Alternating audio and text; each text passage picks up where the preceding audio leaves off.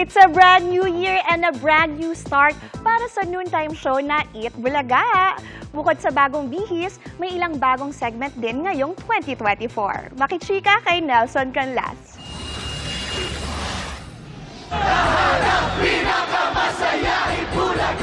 Thankful ang mga host ng Eat Bulaga dahil sa mahigit kalahating taon, tinangkilik ng mga kapuso ang kanilang programa. Busy yet fruitful year daw ito para sa mga host ng noontime show. Kaya ngayong bagong taon, baon nila ang ilang learnings nila from 2023. For me, malaking blessing ang 2023. Work was very good.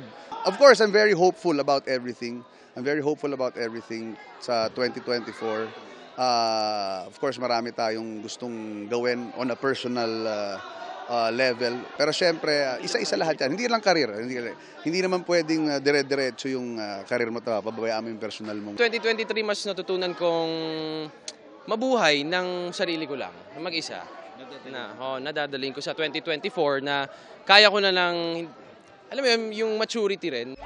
Challenging man daw ang nagdaang taon, mas pipiliin nila ngayong 2024 ang magmahal sa pamilya at sa sarili.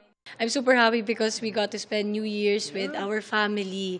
Kasi grabe, nung 2023 was the year na we rarely got to see our parents. Kasi nga, we all had work. Focus at pagmamahal din sa sarili, and of course, just giving yourself more chances. Kasi minsan, you're too afraid to take certain chances na once you let go of it, it never comes back. At ngayong bagong taon, bagong bihis rin ang Eat Bulaga.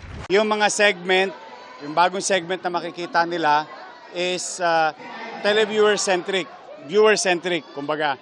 Lagi kayong kasali kapag kami bumubuo ng konsepto para makapaghatid ng tulong at saya ang Eat Bulaga GMA7 Kapuso araw-araw. Nelson Canlas, updated sa Showbiz Happenings.